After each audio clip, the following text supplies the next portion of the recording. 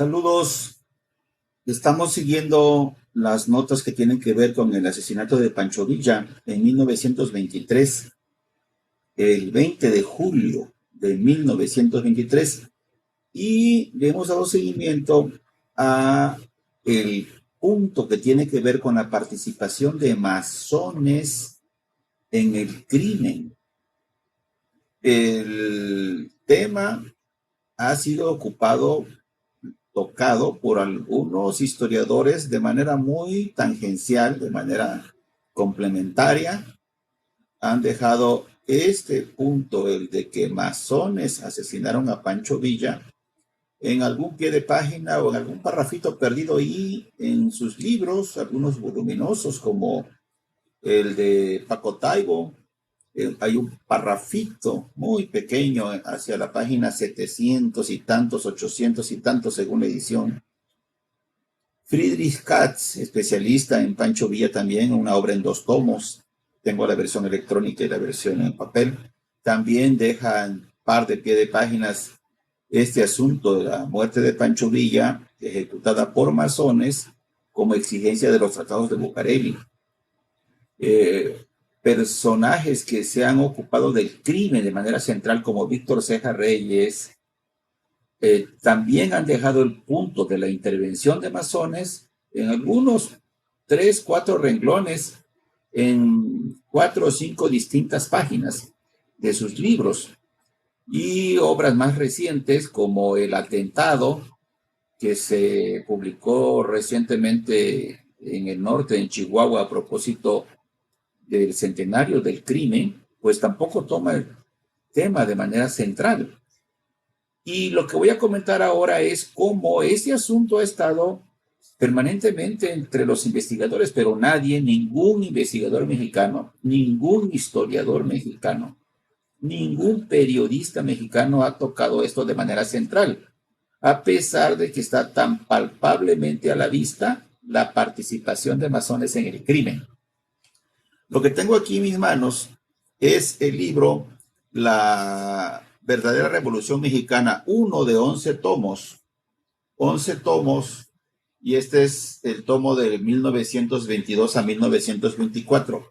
Acá a mis espaldas tengo los 11 tomos, y bueno, 10 porque aquí tengo uno, y quiero comentar que es una colección que escribió Alfonso Taracena, un tabasqueño nacido en Cunduacán en 1899. Es una especie de diario de la Revolución.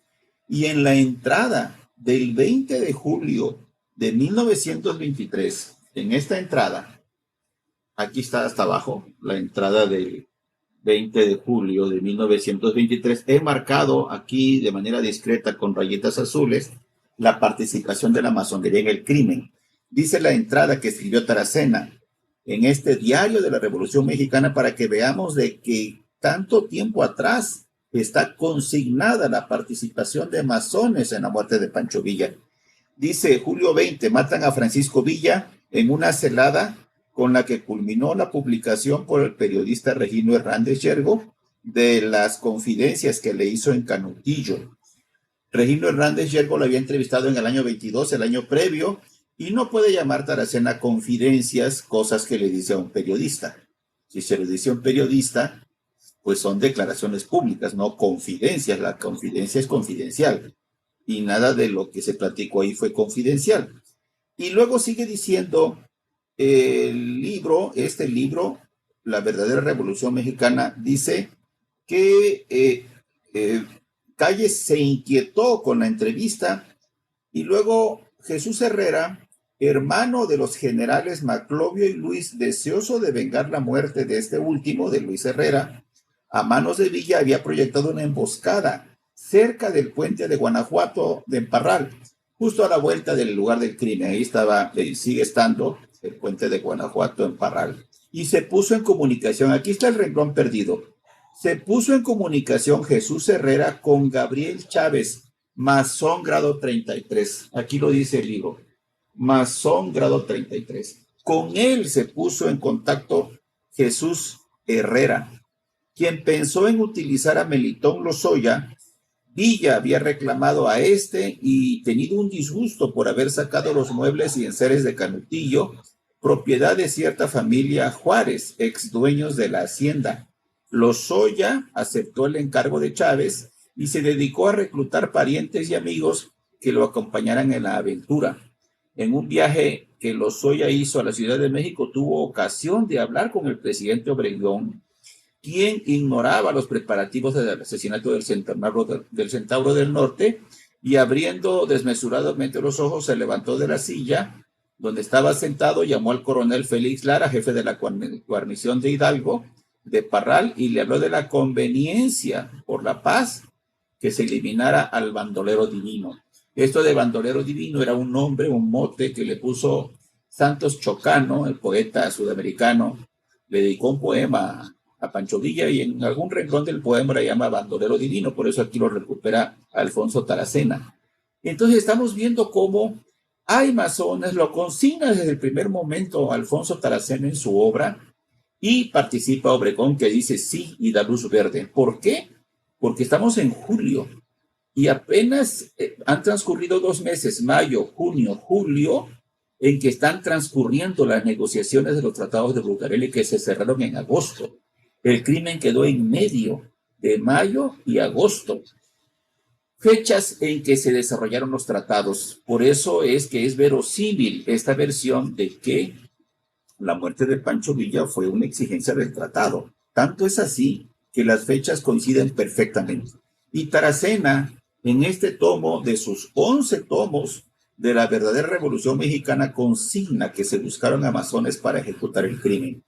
Quienes estaban en la cúspide entre los grupos masónicos, hasta muy arriba, Plutarco Elías Calles, candidato presidencial por iniciativa de Obregón, desde luego que era el presidente. Y luego hasta muy abajo estaba el coronel Miguel Trillo. Fíjense lo que ocurre. Paco Taibo dice que a la hora del asesinato, Miguel Trillo, que se supone en la versión que era cómplice del crimen de Pancho Villa como masón que era Miguel Trillo, se sorprendió que también a él lo atacaran y alcanzó a gritar antes de morir, también a mí. ¿Por qué también a mí? Ese grito implica, yo, Miguel Trillo, debería estar excluido de morir porque yo estoy poniendo al Centauro del Norte en la camioneta de copiloto, de piloto, de chofer, para que quede más cerca. Al girar a la derecha, en la curva de la calle del crimen, al girar a la derecha, el chofer queda más expuesto por el lado izquierdo, por donde estaban las casas donde estaban ubicados los atacantes.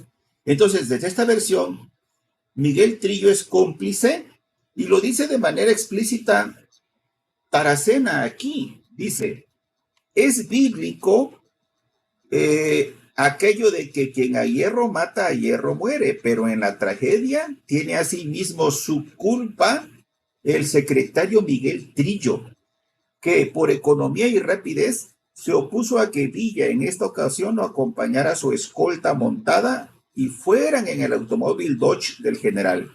Este y Trillo se alternarían en el manejo del coche. Una camionetita Dodge que equivaldría ahora a una especie como de Suburban, aunque es de otra marca, sería una Gran Caravan, algo parecido. Y de esa manera, Pancho Villa, al ir de chofer manejando, va en el lado izquierdo del vehículo, obviamente, y le quedan más cerca los tiradores. Esto fue una decisión aparentemente de Miguel Trillo. Miguel Trillo fue masón. La masonería en Chihuahua lo recuerda con un monumento en la que su tumba tiene una columna trunca y hay una placa reconociendo que Trillo fue masón. Pero que quede constancia aquí que desde los primeros minutos o los primeros días de la muerte del Centauro, Alfonso Taracena consignó la participación del masón grado 33, Gabriel Chávez, en la muerte del Centauro del Norte. Aquí está en esta página que corresponde a un tomo del año 1923. Gracias por la oportunidad de llegar a ustedes. Lean mi libro, se encuentra en Mercado Libre. Gracias y hasta pronto.